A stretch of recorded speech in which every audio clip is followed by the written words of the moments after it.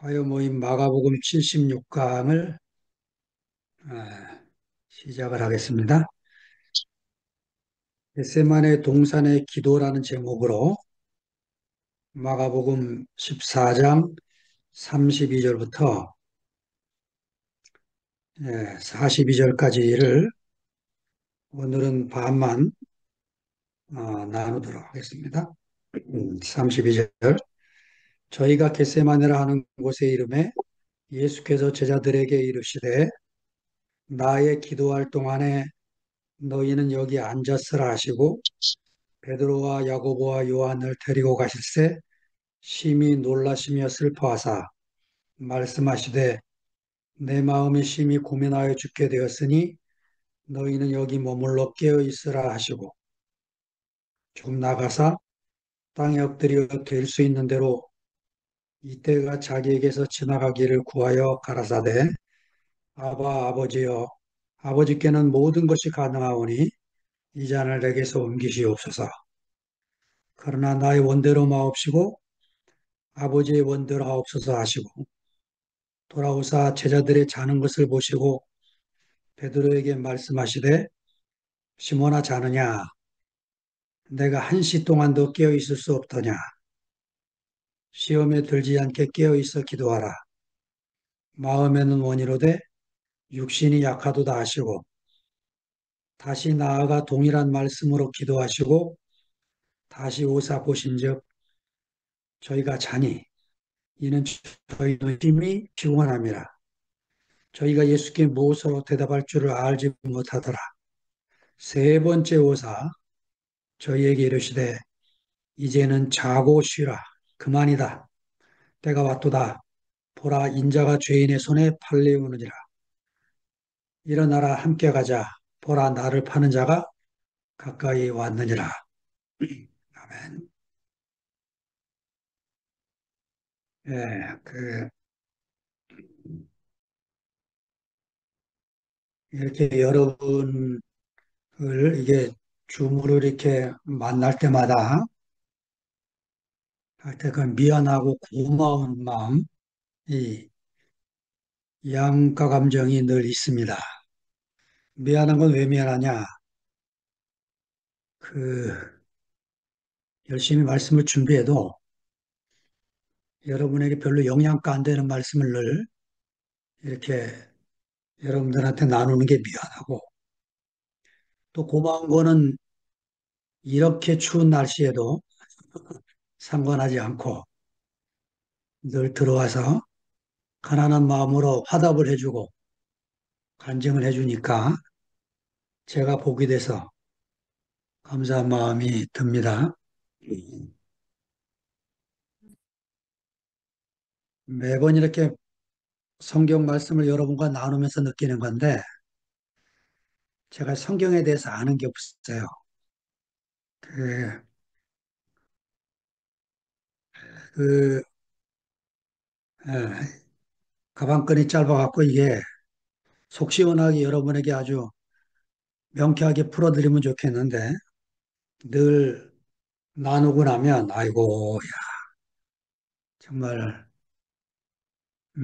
내가 이렇게 성경에 대해서 모르는구나 싶고 또 교회 생활을 이렇게 제가 27, 8년, 30년 다 돼가는데 돌이켜봐도 뭐 내놓을 건 하나도 없고 부끄러운 것만 기억이 나고 여러분에게 무슨 은혜가 되나 싶어서 사실 이렇게 모임을 할 때마다 미안하고 고마운 마음입니다.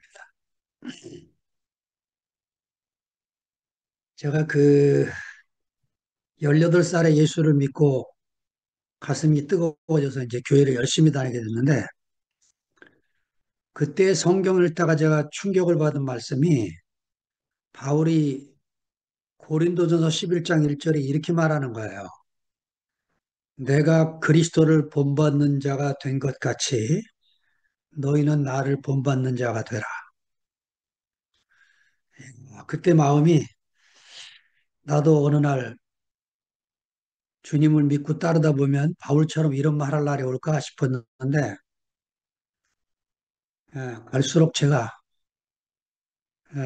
벌써 70이 다 돼가는데, 음, 이 말하고 죽을라나 모르겠어요. 그, 여전히 저는 내가 그리스도를 본받는 자가 된 것 같이 여러분은 그리스도를 본받으세요. 제가 이렇게 말할 사람이지, 저를 본받으세요. 이렇게 말 못하는 사람으로 늘 발견이 됩니다. 그래서 늘 여러분에게 죄송한 마음이고, 오늘도 그저, 이 보리떡 하나 들고 왔는데, 하나님이 은혜를 베푸셔서, 여러분의 은혜를 주시기를 구하고, 저도 그 덕에 여러분의 간정을 통해서 은혜를 누리게 되기를 소망합니다. 제가 오늘 발치를 했어요. 이빨을 뺐는데, 그, 이빨 빼, 이 뽑으신 분 경험 아시죠? 제가 느낌이 지금 발음이 새는 느낌, 새는 느낌. 어금니 바로 앞쪽에 하나를 지금 뺐는데,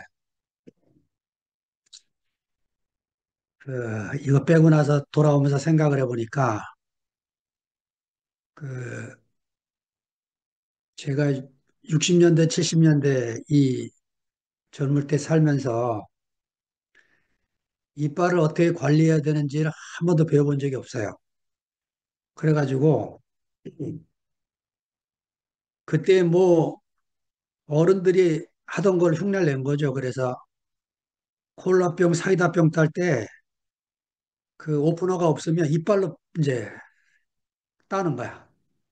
이렇게 뭐 이빨로 계속 따다가 어느 날 음, 에나멜이 이제 부러져 나간 거예요.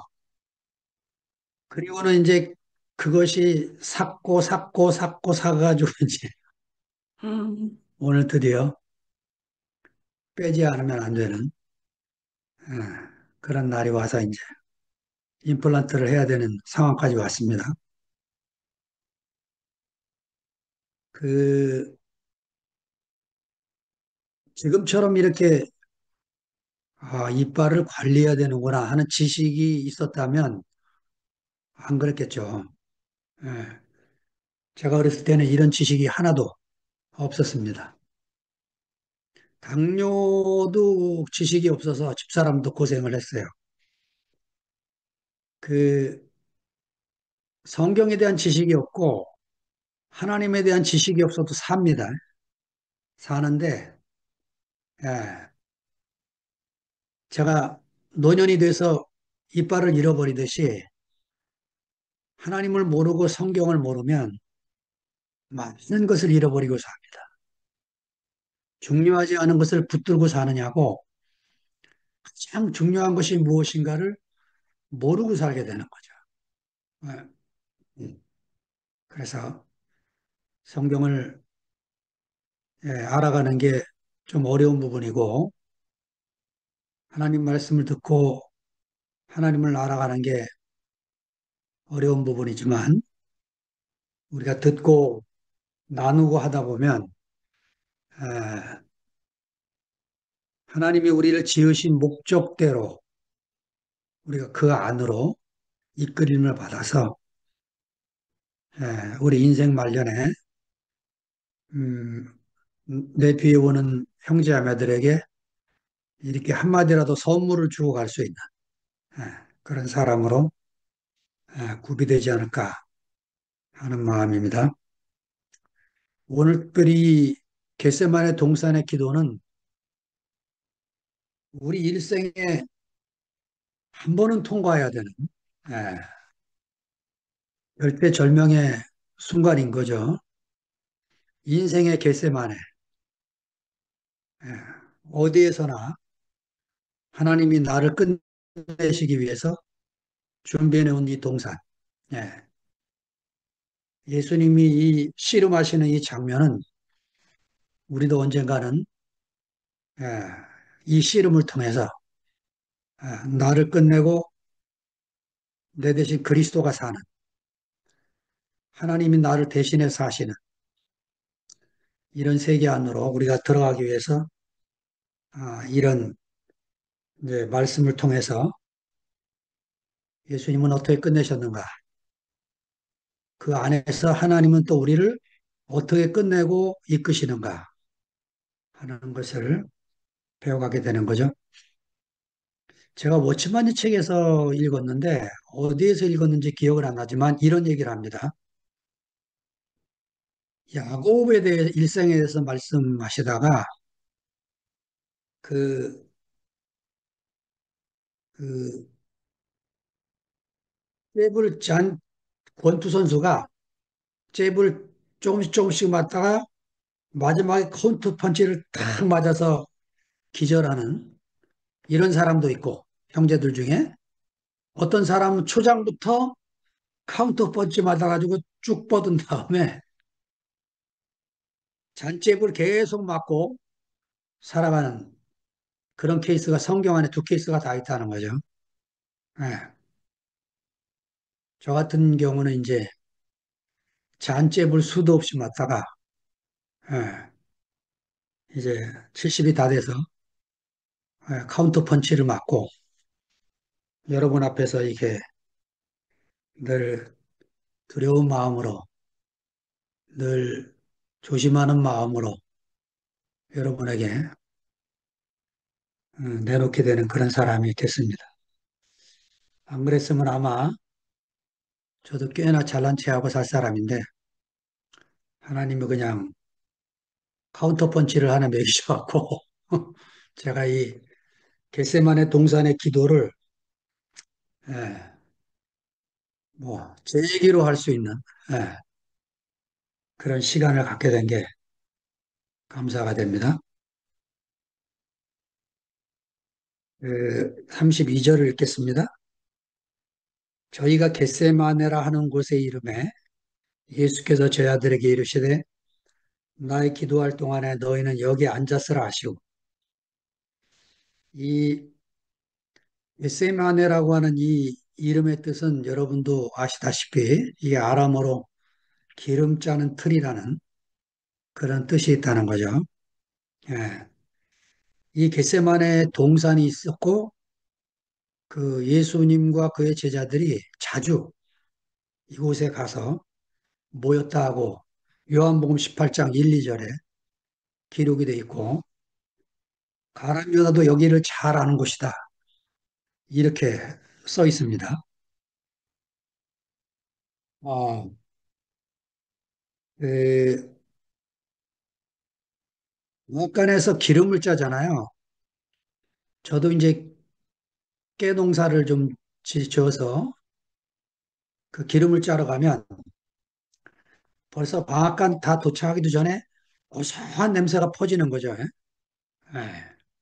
참기름, 들기름을 짜면 저는 이제 그 들깨는 심었는데 참깨 농사는 어려워서 제가 해본 적이 없는데 예.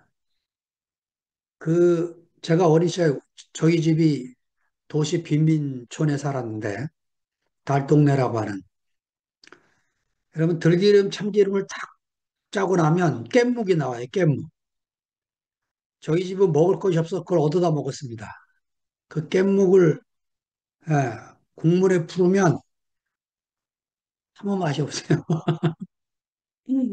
예, 먹을 게 없으니까 수제비도 밀가루를 덩어리로 하면 얼마 못 먹으니까 풀죽을 써요. 풀죽을. 풀죽을 써가지고 밭에서 배추 다 거두고 나면 배추 꼬랑지 있잖아요. 그 꼬랑지를 캐다가 그 어머님이 이제 풀죽을 써서 주면 그걸 먹는 거죠. 예.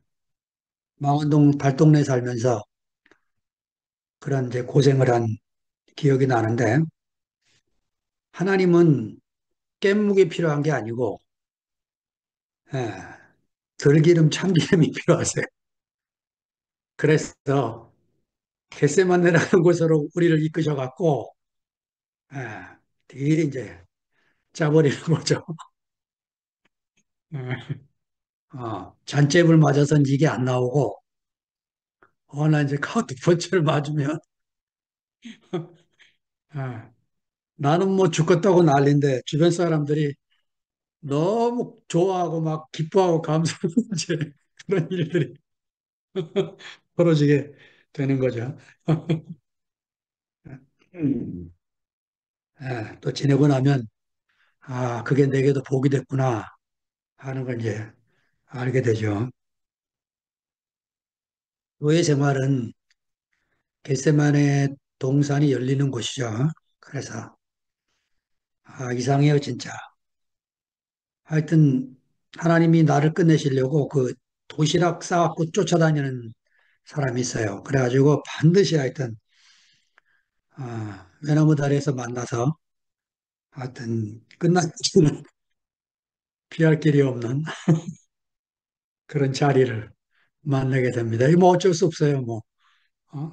그래서 이제 나로서는 정말 싫은 자리인데 하나님이 그래 끝내서 이제 속이 조용한 사람으로 살게 되는 거죠.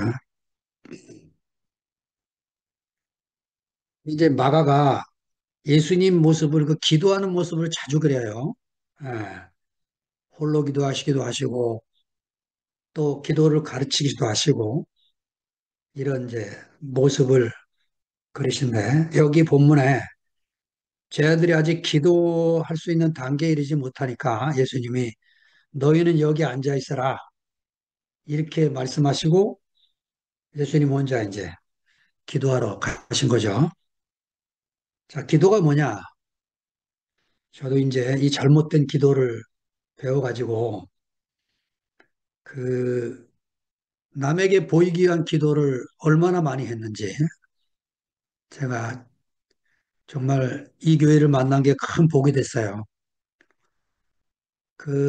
어려서 이제 고등학교 때부터 교회를 나갔으니까 기도를 할 줄 알겠습니까? 어떻게 하는 게 기도인지 알겠습니까? 예. 그냥 어른들이 하는 기도, 주변에서 하는 기도를 이제 따라서 하기 시작을 한 거죠. 지금도 이렇게 보니까, 예. 기도는 그의 기도가 아니고 하나님과의 사람의 관계 속에 이루어지는 은밀한 언어죠. 예. 그렇기 때문에 누구에게 보이기 위한 기도가 아니고 마태복음 6장 6절에 있는 것처럼 예, 너는 기도할 때 내 골방에 들어가 문을 닫고 은밀한 중에 계신 내 아버지께 기도하라. 예, 은밀한 중에 보시는 내 아버지께서 갚으시리라. 이렇게 말씀을 하고 있어요. 우리 뭐야, 그 메시지 성벽.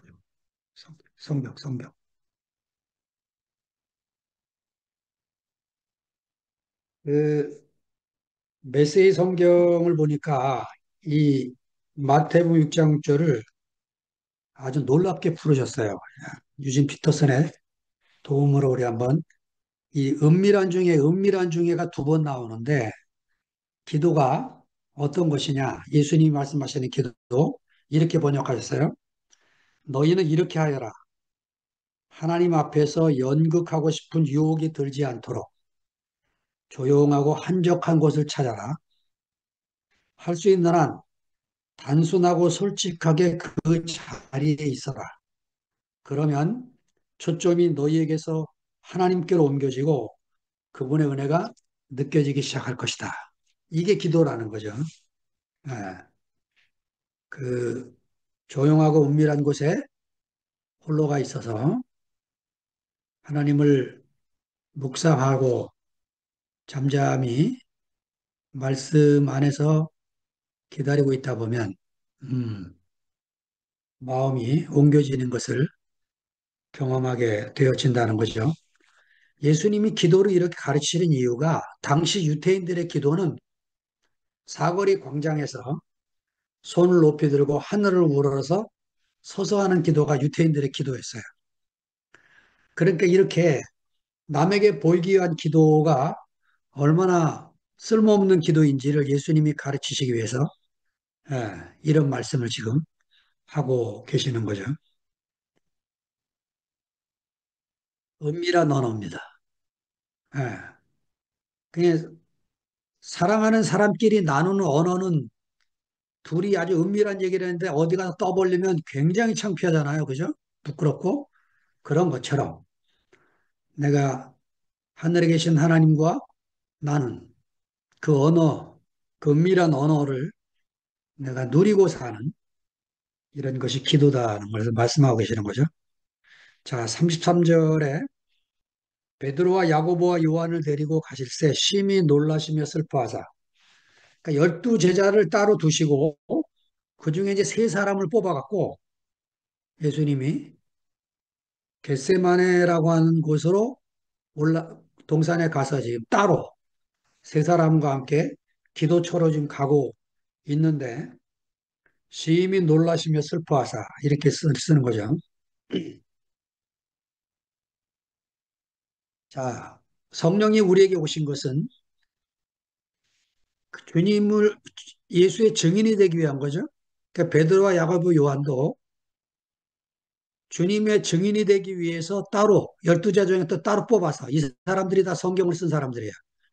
그 따로 뽑아서 지금 예수님의 기도하는 모습, 변화산에서의 모습 이런 걸 다 이제 보여주시는 거죠.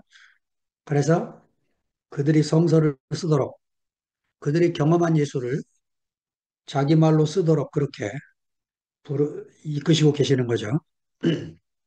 자, 예수의 증인이란 하나님이 자기를 만진 흔적을 가진 자이기에 그를 증거하지 않을 수 없는 자를 말한다.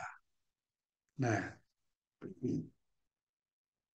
누가 시켜서도 아니고, 주마다 형제자매들이 자기가 간증하고 싶은 내용들을 올리는 이유가 뭐겠어요? 그죠? 자기 안에 무엇이 이렇게 언어가 하나님이 주신 은혜가 그 은밀한 은혜가 오니까 그것을 이제 여러 가지로 표현하고 있는 거죠. 갈라디아서 6장 17절에 보면 바울이 이렇게 말해요. 이후로는 누구든지 나를 괴롭게 말라.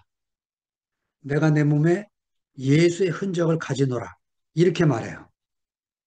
그러니까 바울은 그 자기가 예수의 증인으로 살다가 어, 자기 몸에 자기도 그 고통을 느낄 정도의 예수의 흔적을 가지고 살게 됐다는 얘기를 갈라디아 형제들에게 마지막 편지의 마지막 부분에 이 얘기를 하죠.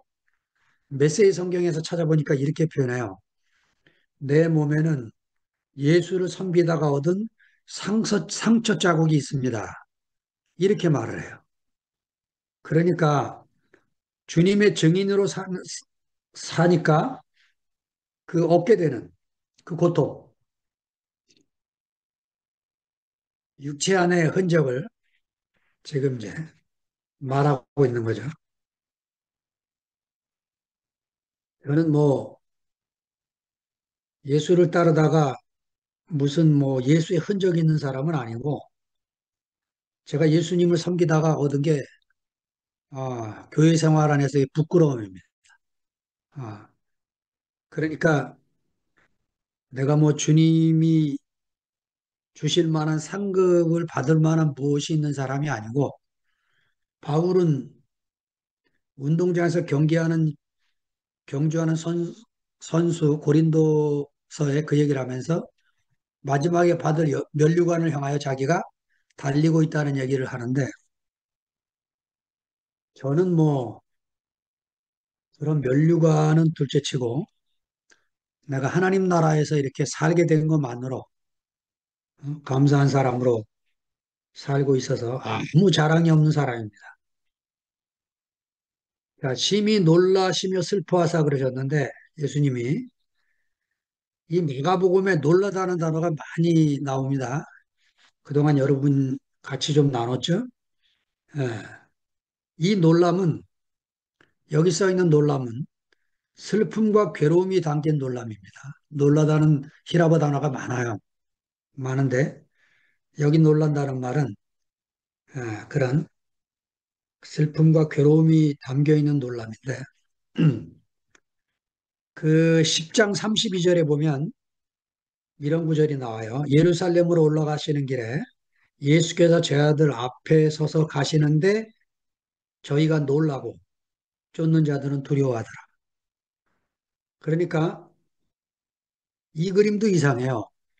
예수님이 예루살렘을 향하여 가시면서 앞서 가시고 제 아들이 뒤따라가는데 제 아들이 놀라기 시작했어요. 그리고 다른 무리들은 두려워하고. 왜냐? 방향이 예루살렘이기 때문에. 그건 십자가로 가는 길이죠. 이 마가복음 10장 32절 이 말씀은 예수님이 순환 예고를 세 번 하시는데 마지막 장면에 나오는 이 순환의 말씀을 하시기 직전에 이런 장면을 마가가 그려주고 있습니다.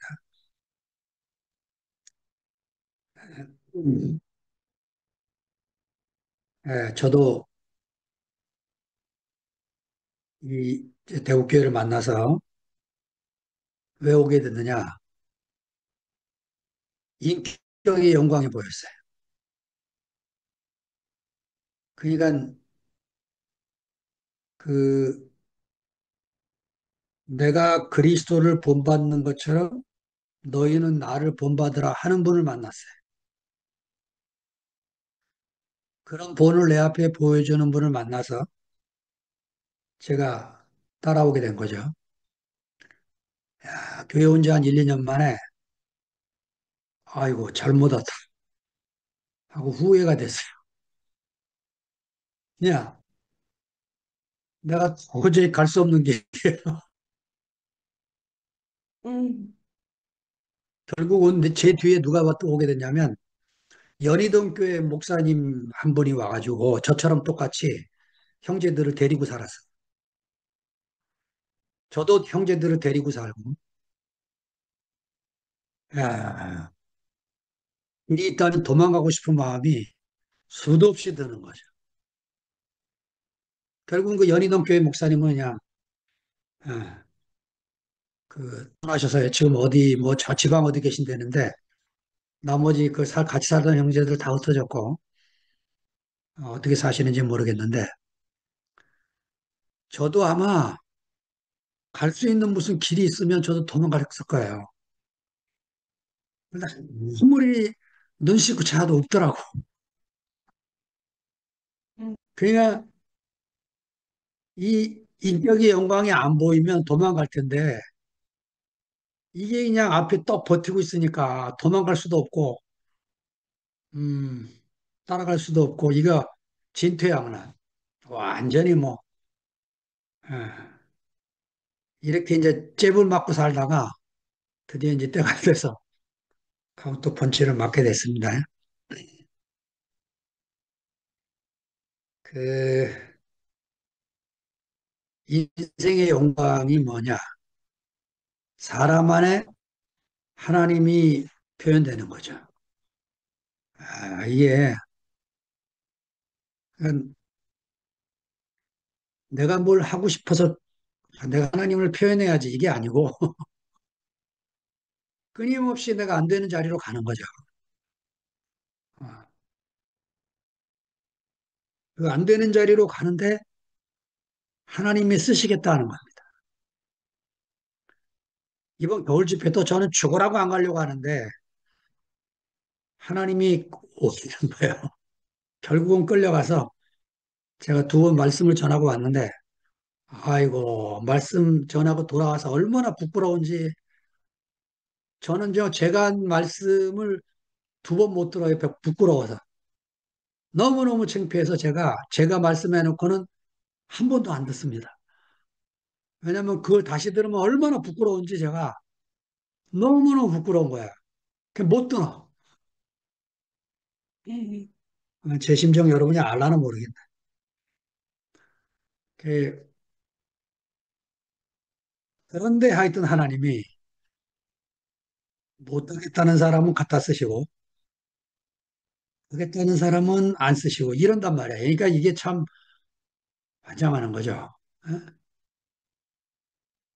아이고,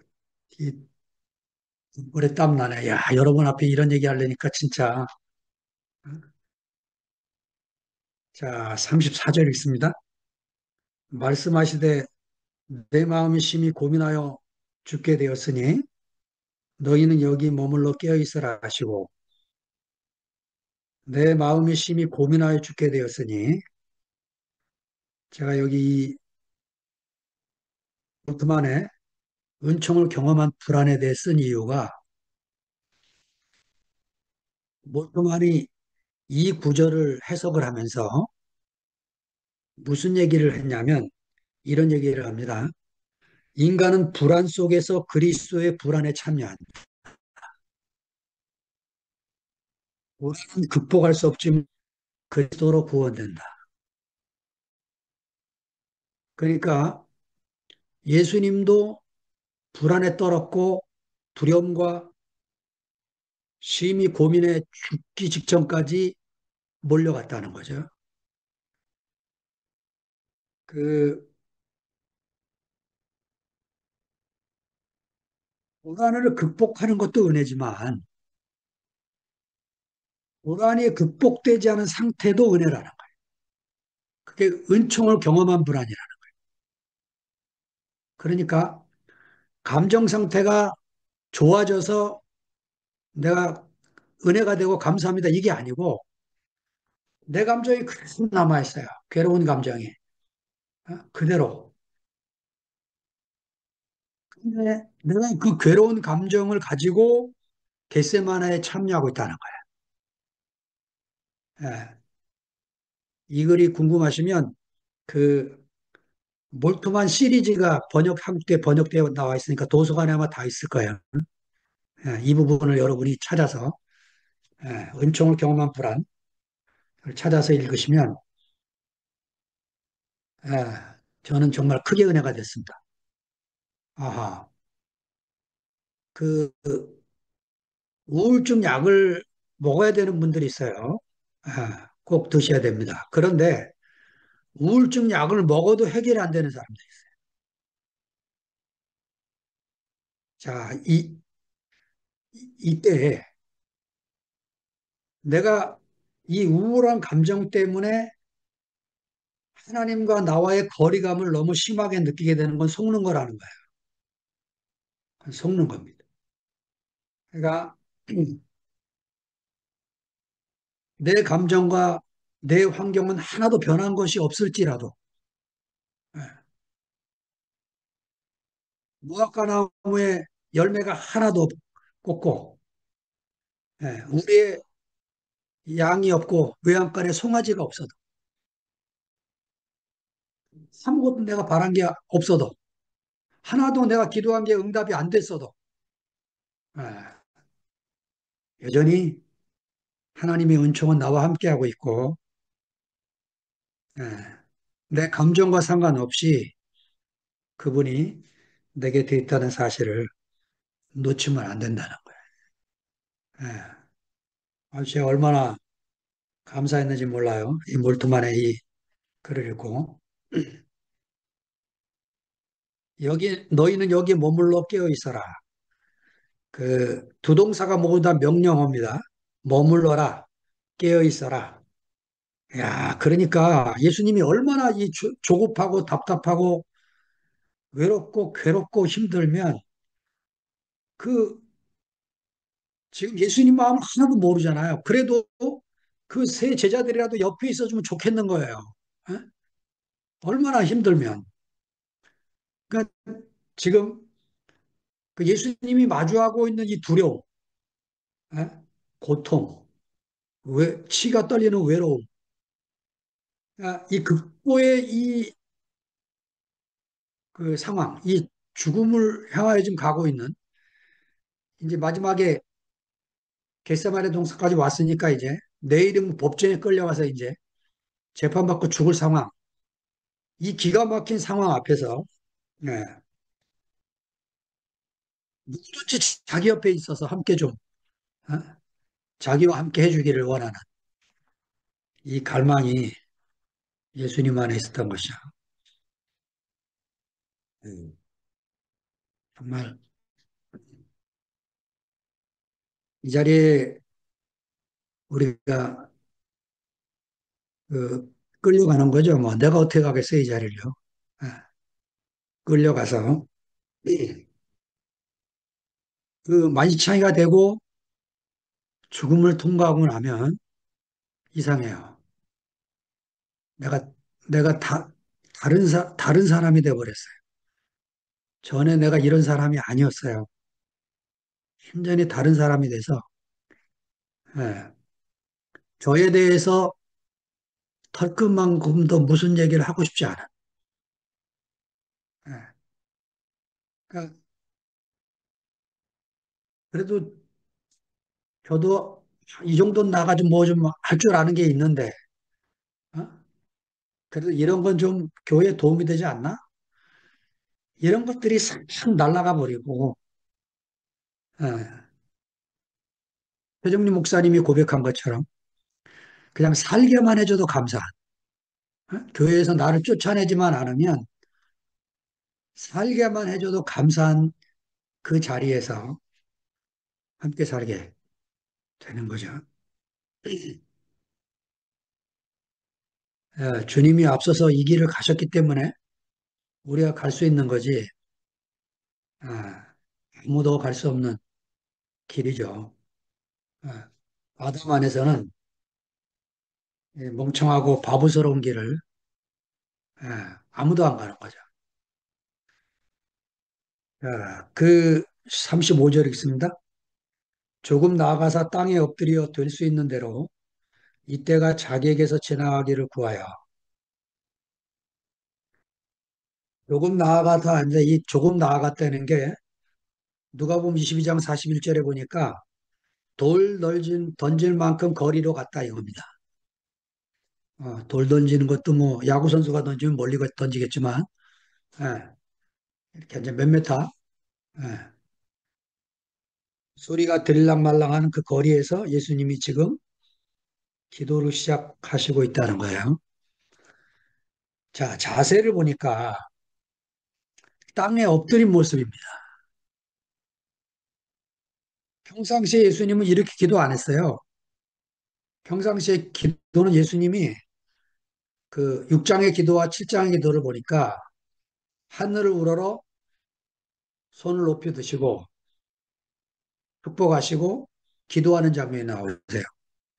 그러니까 지금 여기는 얼마나 괴로우신지 땅에 엎드려서 하나님 앞에 기도하고 있는 광경입니다. 제가 이 예레미야 애가 1절 1장 12절을 표준 세번역으로 찾아봤어요. 그리고 여러분에게 써드린 겁니다. 표준 세번역에 있는 글이에요. 길 가는 모든 나그네들이여 이 일이 그대들과는 관계가 없는가? 주께서 분노하신 날에 내리신 이 슬픔, 내가 겪은 이러한 슬픔이 어디 또 있단 말인가? 예. 나라의 멸망을 바라보고 있는 예레미야의 고통이 절절절 실려 있는 말씀이에요. 똑같은 괴로움이 지금 예수님이 겟세마네 동산에서 겪는 괴로움을 표현하고 있는 거죠. 지금 예수님이 왜 괴롭습니까? 왜 고민이 되고 왜 답답합니까? 이유가 이거잖아요. 자기가 왜 죽어야 되는지를 모르겠는 거예요. 이유, 이유를 모르는 죽음. 예. 이유를 모르는 고통. 이래서 억울함이 나오는 거잖아요. 모든 아담 안에. 어? 이런 대접을 받아야 되는 거야. 그쵸? 나한테 다들 이래? 어? 내가 왜 괴로워야지? 이런 거죠. 근데 예수님은 지금 그 고통을 가지고 푸념을 하고 있는 게 아니고 하나님하고 지금 맞대면을 지금 하고 있는 거. 이게 중요해요. 맞짱 뜨는 거야, 하나님하고 지금. 어?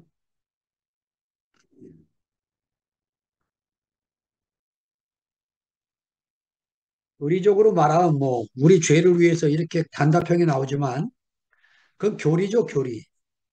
예. 삶 안으로 들어가면 그런 건 답이 안 됩니다.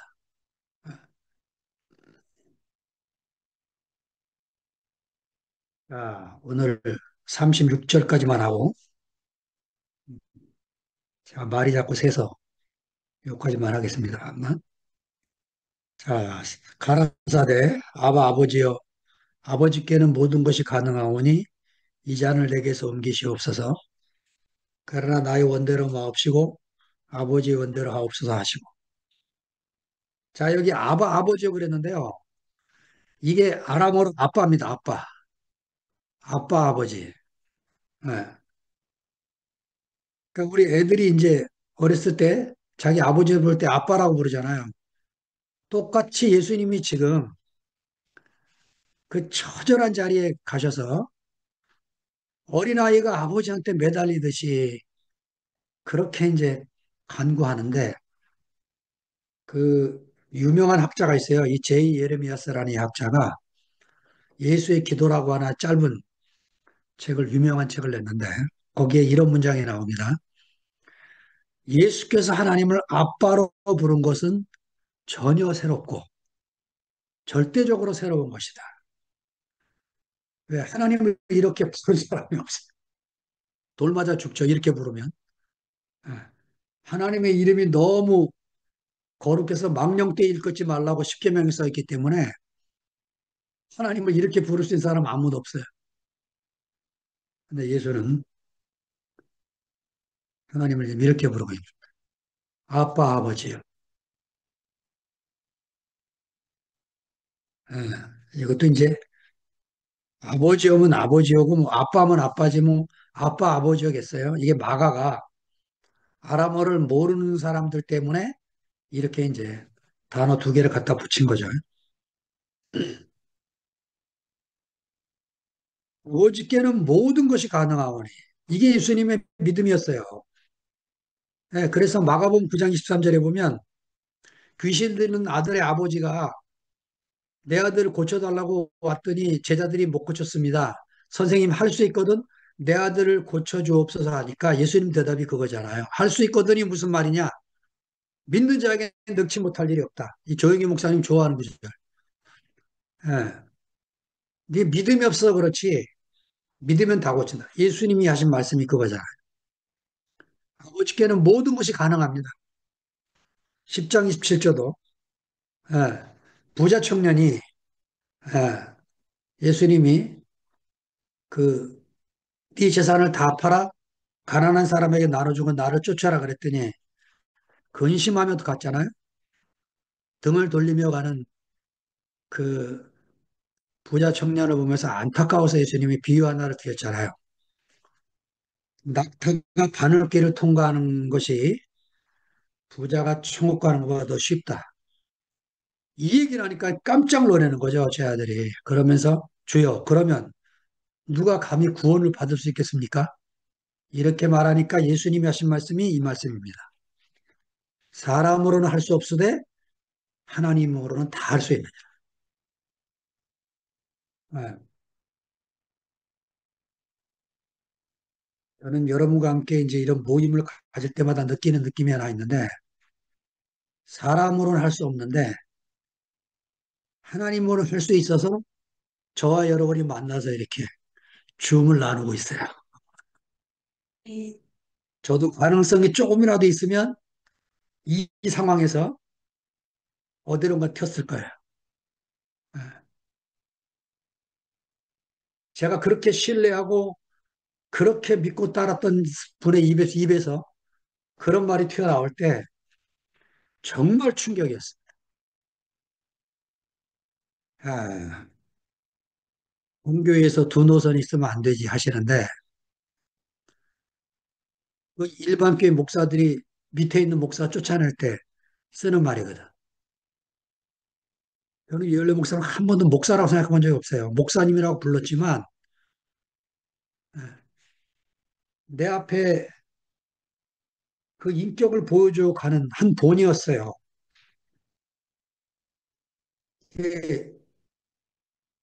정말 이 운명에 사로잡혀 있지 않았으면 가는 거죠. 근데 어쩌다 보니까 저만 남은 게 아니고 여러분도 남아있네. 그래서 이렇게 같이 살게 된 거죠. 이게 아버지가 가능하게 해서 하신 거예요. 동료리는 어쩌다가 묶여가지고 또 이렇게 화요일 모임까지 들어오래. 난 미안해 죽겠네, 아주. 운동 열심히 하고 살아야 되는데. 어? 지영이가 나 미워하지 않을까 모르겠네. 그, 그런 아버지께서는 모든 것이 가능하기 때문에 지금 이렇게 매달려 기도하고 있는 거죠. 이 잔을 내게서 옮기시옵소서. 이거 그냥 기도하는 게 아니고 이사야 50장 20절에 나와 있기 때문에 이런 기도하는 거예요. 보라 내가 비틀거름치게 하는 잔, 곧 나의 분노의 큰 잔을 내 손에서 거두어서 너로 다시는 마시지 않게 하겠다. 예, 이사야서 이렇게 약속이 돼 있으니까 이걸 의지해서 이 분노의 큰 잔, 이걸 좀 거두어 주옵소서 하고 기도하는 거죠. 아, 예, 그러고 끝내줬으면 뭐 예수님이 우리 수준인 거죠. 근데 이제 예수님의 이 마지막 기도, 그러나 나의 원대로 마옵시고 아버지의 원대로 하옵소서. 예, 문장은 한 문장으로 되어 있지만 이런 기도는 그냥 뭐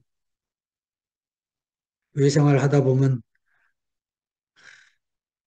정말 다 된 것처럼 느낄 때도 있어요, 진짜. 어? 내가 예수다 하고 싶을 때가 있다니까. 예수가 나다 하고 싶을 때 있어요. 근데 예, 이런 예수님의 기도가 나오려면 겟세마네로 끌려가야 되는 거죠. 그러니까 내 뜻대로 안 되는 게 하나님의 뜻대로 되는 거죠. 내가 바라는 게 안 되는 게 하나님의 응답이죠. 세상에서 버림받는 것이 하나님의 사랑받는 거죠. 세상은 바깥에만 있는 게 아니죠. 교회 안에도 있는 거죠, 세상은. 어, 버림받아야 하나님의 사랑을 받는 거죠. 제가 이제 일산에 있을 때 우리가 이제 그런 얘기 했어요, 가끔씩.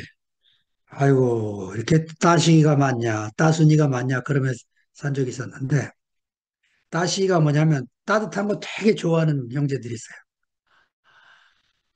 보살펴주고, 사랑하고, 맨날 칭찬해주고, 격려하고. 근데 같이 사는데 그게 됩니까? 어쩌다 만나야 한 번씩 칭찬해주지. 어, 예. 교회 생활은 그런 따시기 돌보는 것이 아닙니다. 예. 아버지의 뜻대로 내 뜻대로 마옵시고 아버지의 뜻대로 되옵소서. 아버지의 원대로 되옵소서. 이게 뭐냐면 빌라도의 뜻대로 되게 하옵소서. 군중들의 뜻대로 되게 하옵소서. 그죠? 당국자들의 뜻대로 되게 하옵소서. 이거예요. 그냥 이건 이제 죽음을 받아들인, 예, 아멘하고 그 죽음을 받아들인 자리에서 이런 기도가 나올 수 있게 되는 거죠. 생즉 필사, 사즉 필생. 살려고 하면 죽고, 죽고자 하면 산다. 어떻게 우리 이순신 장군은 예수님 말씀을 알고 이렇게 이런 한자로 이렇게 다 장군 칼에다가 새겼다고 그러잖아요. 어? 생즉 필사, 사즉 필생. 우리 뭐 이런 거 칼이 없으니까 그런 데 새길 일이 아니고 우리 가슴 깊이 새겨서 예, 내가 살려고 발버둥 뛰면 죽는 거고, 죽기를 각오하면 사는 거니까. 내 앞에 펼쳐져 있는 겟세마네, 그 동산에서, 참, 표현, 어떻게 겟세마네가 동산이 됩니까? 이것도 재밌어요. 그죠? 그게 어떻게 동산이 되겠어요? 그 겟세마네가. 골고다 언덕이면 맞지. 근데 이 겟세마네 동산에서 제 아들이 자주 모였어요. 예수님하고. 예, 그러면 주님이 여기서 이런 사생결단을 하는 기도를 하게 된 거죠. 하여튼 여러분과 함께 이런 귀한 말씀을 나누게 돼서 감사드리고 이 시시한 이야기를 잘 들어줘서 고맙습니다. 주님을 찬양합니다.